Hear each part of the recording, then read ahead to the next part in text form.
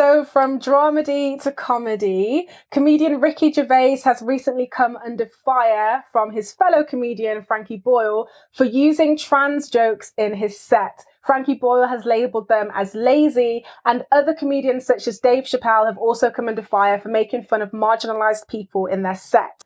Does 21st century comedy need to be controversial to be funny? And should comedians always be politically correct with their gags? Or have we as a society lost the ability to take a joke? I think this is an interesting one for me because I think that comedians are known for being controversial, especially some of the best ones, like the ones who have been the most famous and I would say maybe top tier, quote unquote, but they have played fast and loose with that controversy line. Now, it's not always, in fact, it probably is always a joke at somebody. So I'm not talking specifically about Ricky Gervais and the kind of trans jokes he's making, but I'm just really saying that comedians are known for pushing the envelope. And I just wonder, what joke is not okay? Because I think that for me is the difficulty. Because if we're saying that we can't make jokes about trans people, I'm not saying that we should, let me make that very clear, but then we're not going to make race jokes. Is it then bad to make jokes about Donald Trump because he's a person and he could be offended and hurt? Frankie Boyle himself got into trouble about COVID jokes that he was making and people saying, well, those weren't appropriate because people were dying. I think it's very difficult to find the line of controversy because I think so many of comedians' jokes, it really is how people personally relate to them. So I think it is very difficult. And I think that I don't mind comedians being a bit controversial, but it depends about where those controversial jokes lie. I don't know where the yardstick should be, if I'm being honest. Yeah, I'm not going to lie to you. I do feel like it's a little bit of a blurred line because like my understanding of the nature of comedy is to be, I don't want to say offensive, but, you know, to kind of provoke something in people, whether it's laughter or like a, oh my gosh, like they're doing it to be salacious. Like that's, you know, that's their job.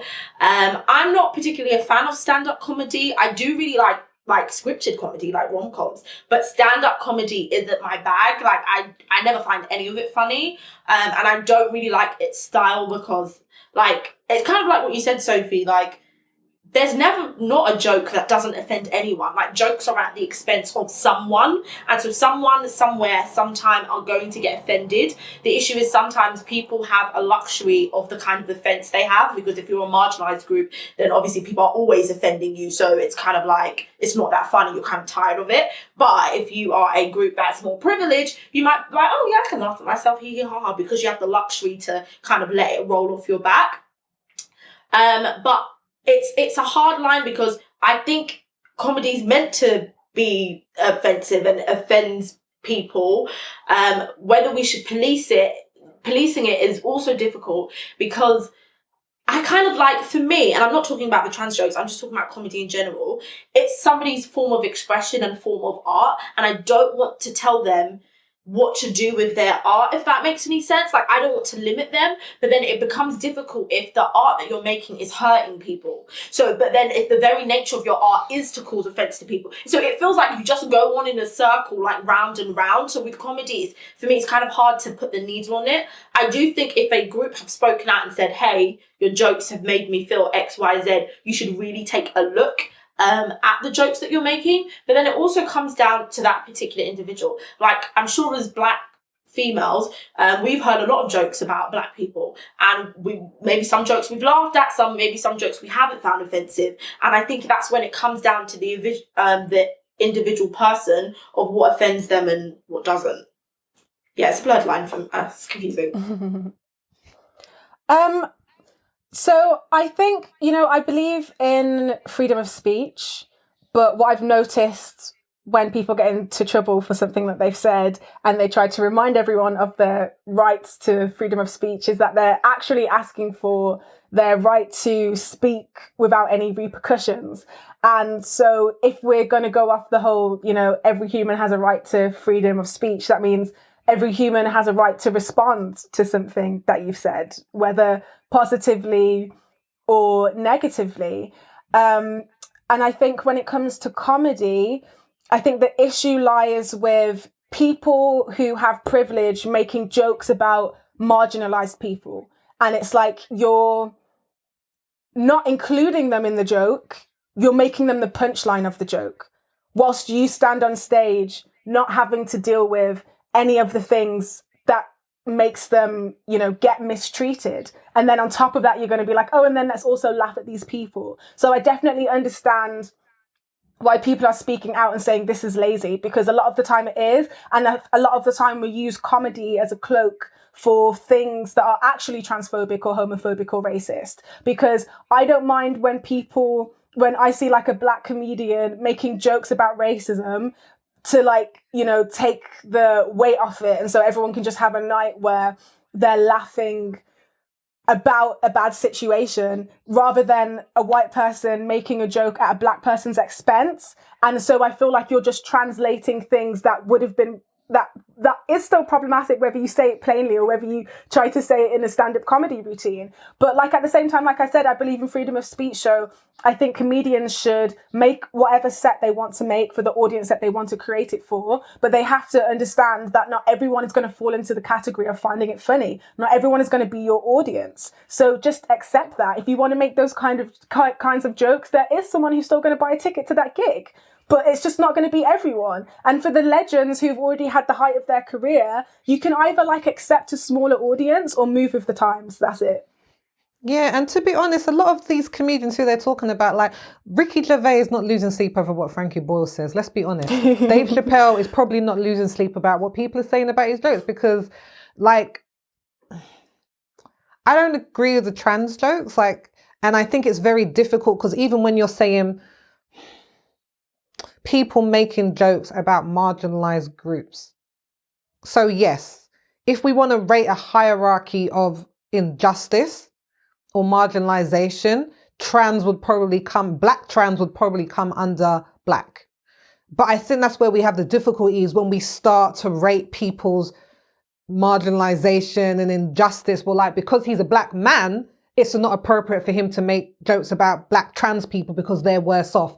And I just feel very, very, I don't know where I stand on that, because again, when we heard there was a certain influencer this year who was talking about a marginalized group, and then people saying, well, she was like, well, I'm from a marginalized group and my group is more marginalized than your group. And it's just we need to move away from that. We need to start talking about justice for all groups, for all marginalized people. So that's where I have a difficulty. And something else that you said, Luanda, that I think was really interesting, because there was a female comedian who was from Asian descent. I think her name was Christina Wong. Her name was Christina Wong, and she makes jokes about people from Asian descent. And she talks about mental health and this and that, because she says she's trying to bring light to the stigma that's attached to it. And then people from her community, she said, would contact her and said, stop doing that because it's making us look bad. But then she's from the community. So does she not get to make jokes about the community?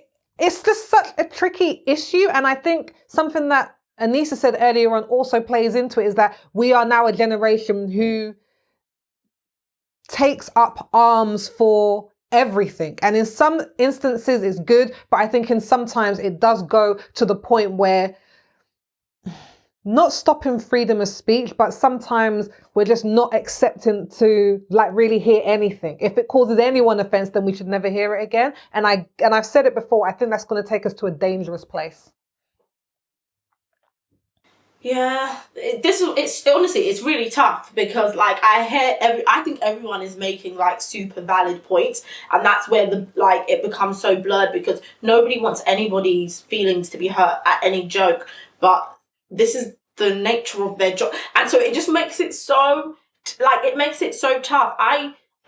There's certain jokes that I could tell you for 100%.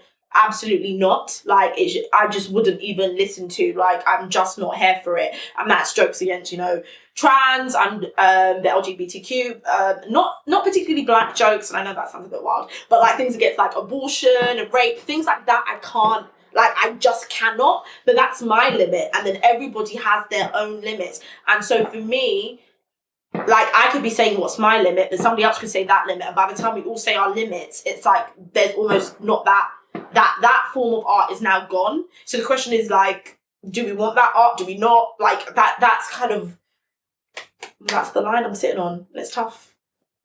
Sorry, it's just like tough. I'm kind of tired of people saying that like this new generation has such an issue with everything, but always complain about everything. Like I'm really tired of that narrative, because I think the difference is there have always, these things that people are talking about now have always been an issue. They have always been oppressive to people, but not everyone has had the personal power or the platform to talk about it. And that's the difference. So that's why when I say, yes, I believe in freedom of speech, but I also recognize the fact that people actually just want to speak without there being repercussions. And that's the main issue, because especially with people who are, like I said, these legends who are middle-aged now, they're like, but I was making trans jokes. I was making these kind of jokes to these communities and no one was saying anything. So why can't I still do that now? It's not like it's all of a sudden been a problem.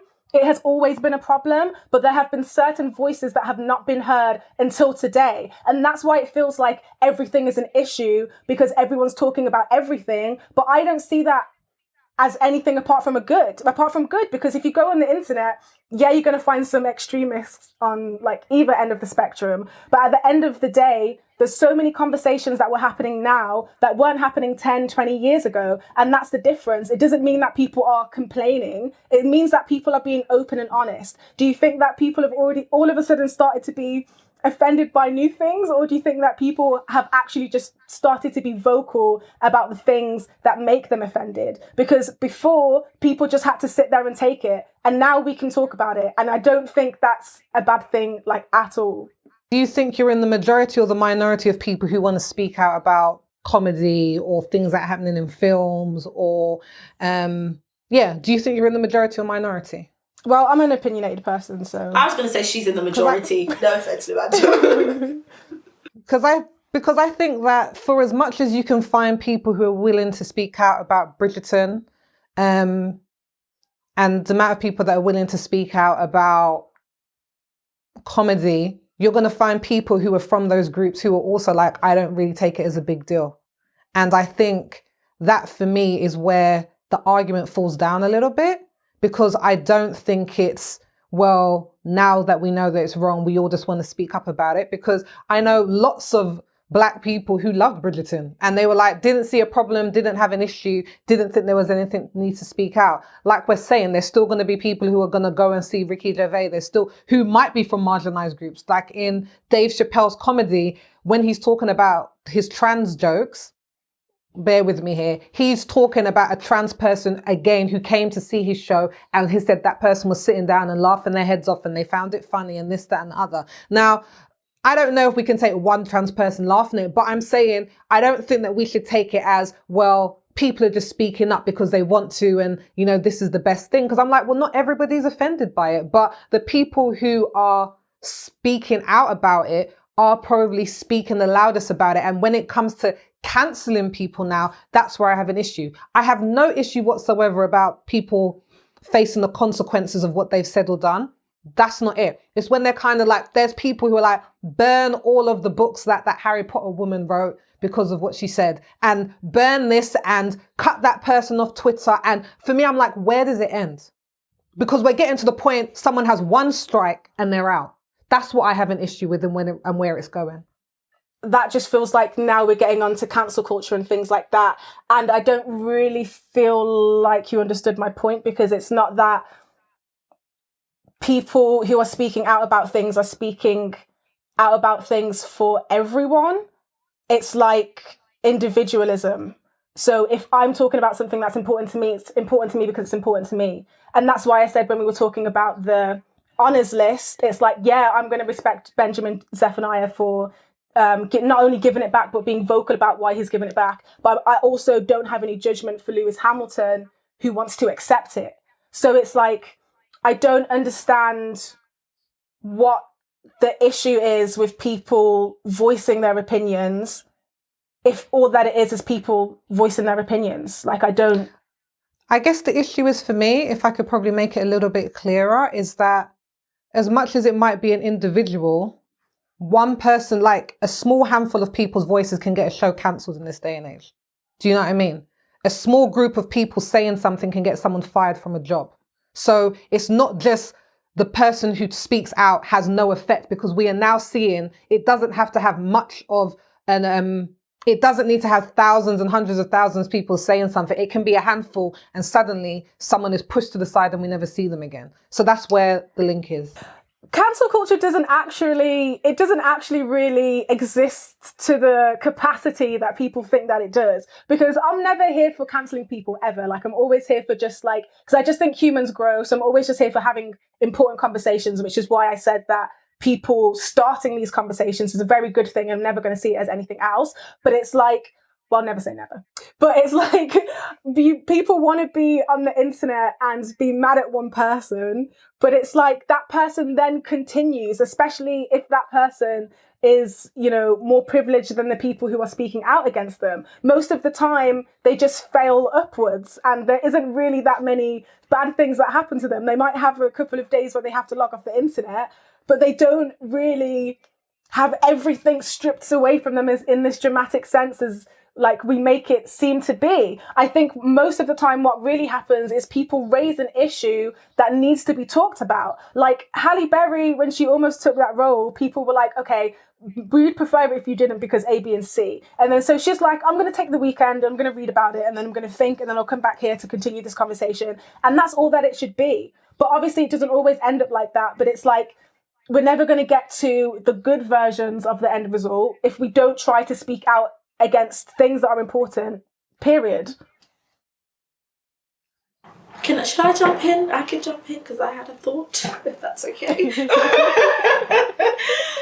Because the beginning of this exchange of words, I did have a thought, because I kind of understood what Sophie said and I understood what you were saying, Luanda. But I think it's the idea that if, like, when a lot of people speak out, or when anybody speaks out and says anything, I think nowadays, and I don't know if it's because of COVID or anything, but now for me, sometimes like the internet hasn't been like this happy, lappy place of where I can go and catch a giggle and escapism. I feel like every time I log on to Twitter, I'm seeing a group of people complaining about something. And so it does feel like our generation, sometimes always has like a bone to pick. But then I also understand that the previous generations didn't even have the privilege to even say, that was a bit foul what you did, X, Y, Z. So I understand that these aren't new issues. They're the same issues that we're talking about. But I do understand how sometimes if you're on the internet, depending on what your feed is like,